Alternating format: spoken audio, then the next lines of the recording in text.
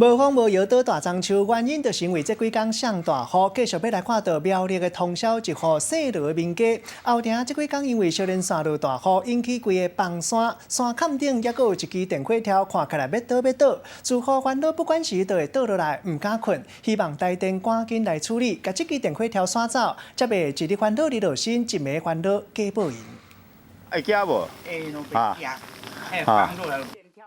罗大姐心内咧惊的就是因家后埕的这个坎仔，今仔落大雨，土沙水就会流去因家隔壁，顶下阁有踩一支电火条啊，感觉随时拢有可能会为因家倒落去的款，所以这几天若是落大雨，罗大姐就拢唔敢踮伫厝内。落大雨我过迄边去找后园困啊，唔敢伫遮看。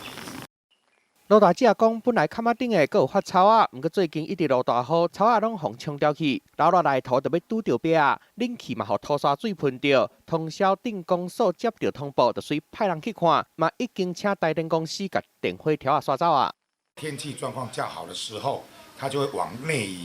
移到更安全的地方。就不用担心电线杆倒下来的问题。通宵电公所讲，罗大姐因家后壁的坎仔是私人的土地，无法度用公家的预算来做动土壁，毋过会请水保工程专业人员做回来讨论要安怎，互水流去别位，避免土沙水灌入去因家。记者综合报道。